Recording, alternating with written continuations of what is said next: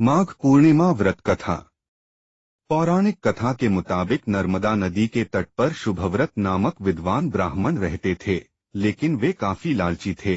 इनका लक्ष्य किसी भी तरह धन कमाना था और ऐसा करते करते ये समय से पूर्व ही वृद्ध दिखने लगे और कई बीमारियों की चपेट में आ गए। इस बीच उन्हें अंतर्ज्ञान हुआ कि उन्होंने पूरा जीवन तो धन कमाने में बीता दिया, अब जीवन का उद्धार कैसे होगा।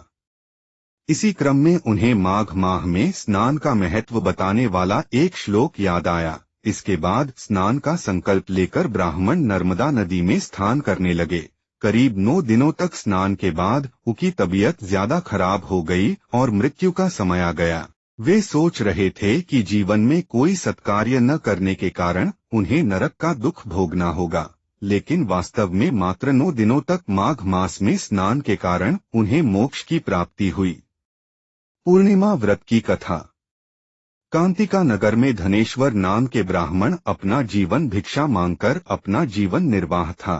उसकी कोई संतान नहीं थी।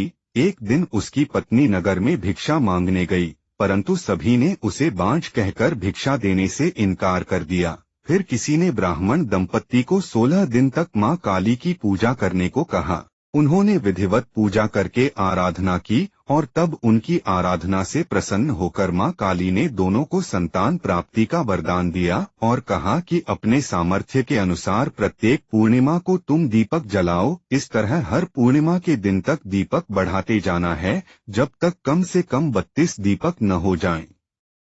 इसके बाद ब्राह्मण ने अपनी पत्नी को पूजा के लिए पेड़ से आम का कच्चा फल तोड़ कर दिया और उसकी पत्नी ने पूजा की और फलस्वरूप वह गर्भवती हो गई। एक पुत्र ने जन्म लिया, जिसका नाम देवदास रखा।